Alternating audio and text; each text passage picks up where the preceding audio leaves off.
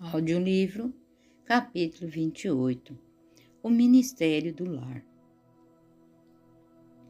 Restauração e o reguimento da humanidade começa no lar. A obra dos pais é a base de toda outra obra. A sociedade compõe-se de famílias e é o que a façam os chefes da família. Do coração procedem as fontes da vida. Provérbio 4, verso 23. E o coração da comunidade, da igreja, da nação e o lar. A felicidade da sociedade, o êxito da igreja e a prosperidade da nação depende das influências domésticas. A importância e as oportunidades da vida do lar ressaltam na vida de Jesus, aquele que veio a este mundo para ser nosso exemplo e nosso mestre. Passou 30 anos como membro de uma família em Nazaré. Pouco é dito na Bíblia relativamente a esses 30 anos. Neste período, não houve poderosos milagres que chamassem a atenção do povo. Não houve multidões que seguissem ansiosas os passos do Senhor ou lhe escutassem as palavras. E, no entanto, durante todos estes anos, o Senhor realizava a sua missão divina. Vivia como qualquer um de nós, tomando parte na vida doméstica, a cuja disciplina se submetia, cumprindo os deveres dela e tomando sua parte das responsabilidades sobre a proteção do lar, humilde, participando dos iniciantes da sorte comum. Jesus crescia em sabedoria, estatura e graça diante de Deus e dos homens. Lucas capítulo 2, verso 52. Durante todos esses anos de retiro, a vida do Senhor fluía em torrentes de compaixão e prestatividade. Seu desprendimento e tolerância, seu valor e felicidade, sua resistência à atenção, sua constante paz, a sua doce alegria, eram um contínuo estímulo. Ele trazia ao lar um ambiente puro e doce, e sua vida foi como um fermento ativo entre os elementos da sociedade. Ninguém diria que ele houvesse feito algum milagre, não o bastante. Dele saía a virtude e o poder restaurador e vivificante do amor para com os tentados, enfermos e abatidos, desde terra idade e sem que se tornasse intruso, desempenhava sua tarefa os demais e de maneira que ao começar a ministério público, muitos o escutaram com prazer. Os primeiros anos de vida do Salvador são mais que um exemplo para a juventude. São uma lição, deveriam ser um incentivo para todo pai.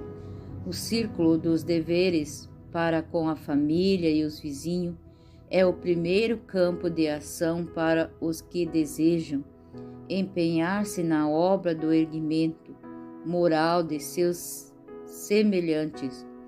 Não há um campo de opção mais importante do que o que foi designado a fundadores e protetores do lar. Das obras confiadas a seres humanos, não há nenhuma que seja tão repleta de consciência de grande alcance como a obra dos pais. A juventude e a infância de hoje determinam o futuro da sociedade, e o que esses jovens e essas crianças hão de ser depende do lar. A falta da boa educação doméstica pode ser responsabilizada pela maior parte das enfermidades, da miséria criminalidade flagelam a humanidade, seja a vida doméstica fosse para a verdadeira e os filhos que saem do lar estivessem devidamente preparados para enfrentar a responsabilidade da vida e seus perigos, que transformação experimentaria o mundo.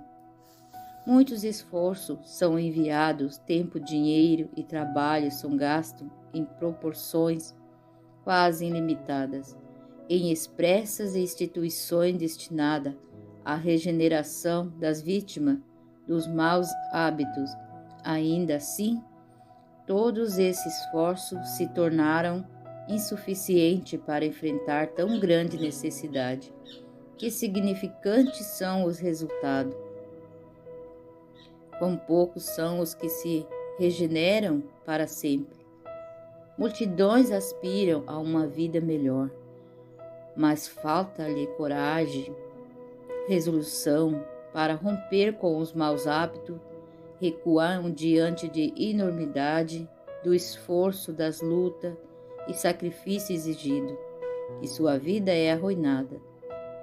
Assim mesmo, os mais brilhantes, os de aspirações mais elevadas e faculdades mais nobres, aqueles que são dotados pela natureza e pela educação de maneira a ocupar cargos, confiança e responsabilidade, também esses degradam-se e perdem-se para esta vida e para a vida por vir.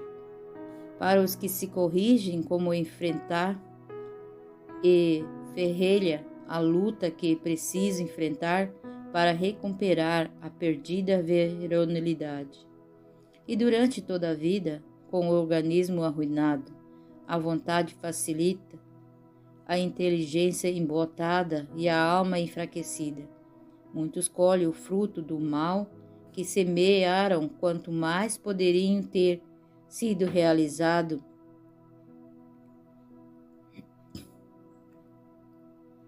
caso se houvesse enfrentado o mal desde o princípio. Essa obra depende em grande parte dos pais, nos esforços para deter os avanços da intemperança e de outros males que corroem, como câncer, organismo social. Se fosse concedida mais atenção à tarefa de ensinar aos pais a maneira de formar os hábitos e o caráter dos filhos, o resultado seria 100 vezes mais benéfico. O hábito, uma força tão poderosa para o mal, pode ser transformado pelos pais em força para o bem. É preciso cuidar do rio desde a nascente, cumprindo-lhe dar a ele uma boa direção. É possível aos pais lançar as bases de uma vida saudável e feliz para seus filhos.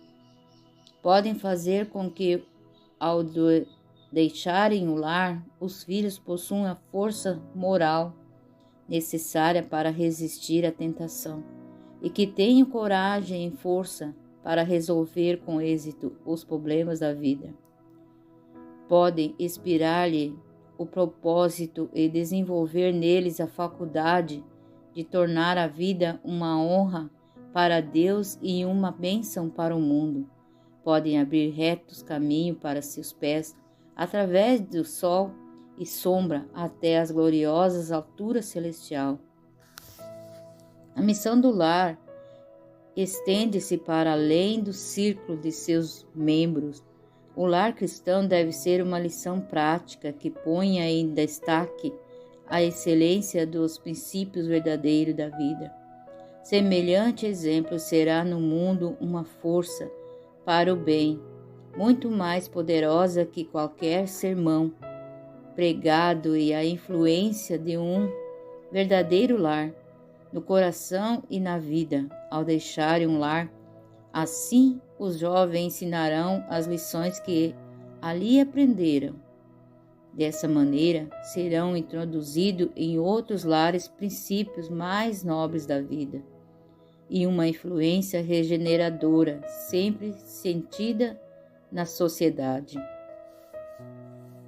Há muitos outros para quem nossa família pode se tornar uma bênção. Nossas recreações sociais não deveriam ser dilatadas pelos costumes do mundo, mas pelo Espírito de Cristo e pelo ensino de sua palavra. Os israelitas, em todas as suas festas, admitiam os pobres, os estrangeiros, os levitas, os quais eram ao mesmo tempo ajudantes do sacerdote no santuário, mestres de religião e missionários. Todos estes eram considerados hóspedes do povo, recebendo hospitalidade durante as festas sociais e religiosas, e sendo atendidos carinhosamente em suas enfermidades e necessidades. Pessoas assim devemos acolher em nosso lar, quanto esse acolhimento alegraria e daria ânimo ao enfermeiro, o missionário, a mãe carregada de preocupações e trabalhos árduos, ou as pessoas fracas, idosas que vivem muitas vezes sem lar, lutando com a pobreza e com tanto desalentos. Quando você der um jantar ou uma ceia, não convide os seus amigos, nem os seus irmãos, nem os seus parentes e nem os vizinhos ricos, para não acontecer que eles retribuam o convite e você seja recompensado. Pelo contrário, ao dar um banquete, convide os pobres, os aleijados, os coxos e os cegos, e você será bem-aventurado, pelo fato de não terem eles com que recompensá-lo. A sua recompensa você receberá na ressurreição dos justos. Lucas capítulo 14, verso 12 a 14. Esses são hóspedes que não nos custará muito receber, não tirarmos, dispensar-lhe uma hospedagem dispendiosa e elaborada. O calor das boas-vindas, um lugar junto à lareira e um assento à nossa mesa. O privilégio de compartilhar de bênção do culto da família será para muitos desses pobres como uma antecipação do céu. Nossas afeições devem transbordar para além de nossa personalidade e do círculo de nossa família. Há preciosas oportunidades para os que desejam fazer de seu lar uma bênção para outros. A influência social é uma força maravilhosa. Se queremos, podemos nos valer dela para auxiliar aqueles que nos rodeiam. Nosso lar deve ser um refúgio para os jovens que sofrem tentações. Há muitos que se encontram na encruzilhada dos caminhos. Toda influência e expressões recebidas determinam a escolha de rumo de seu destino, nesta vida e na porvir. O mal os atrai, seus pontos de reunião são atraentes, sedutores, e todos são muito bem recebidos neles. Ao nosso redor, há jovens sem família, os cujos lares não exercem sobre eles uma força protetora, nem enobrecedora, e eles se veem arrastados para o mal, encaminhando-se para a ruína diante de nossos olhos. Esses jovens necessitam que se lhe estenda a mão da simpatia, uma boa palavra dita com sinceridade e uma pequena atenção para com eles afastarão as nuvens da tentação que se amontou sobre sua alma, a verdadeira expressão da compaixão do céu. Tem o poder de abrir a porta do coração que necessita da fragrância de palavras cristãs e do simples, dedicado contato do Espírito do amor de Cristo.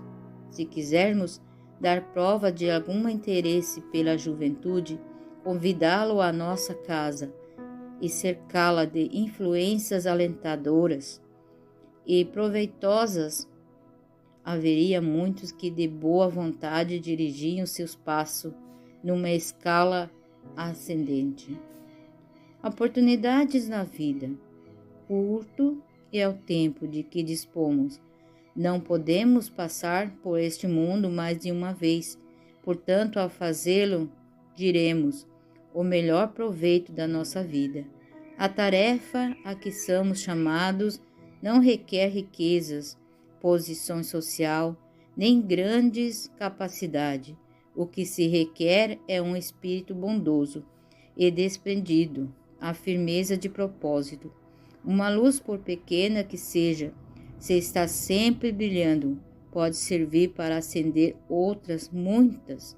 Nossa esfera de influência poderá parecer limitada, nossas capacidades diminuídas, escassa, as oportunidades de nossos recursos reduzido. No entanto, se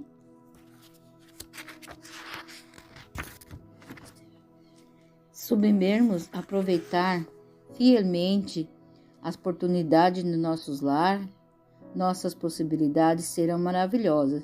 Se abrirmos o coração e o lar aos divinos princípios da vida, poderemos ser contudos que elevem correntes de força vivificante. De nosso lar fluirão rios de vida e de saúde, de beleza e fertilidade. Numa época como esta, em que tudo é desolação e esterilidade.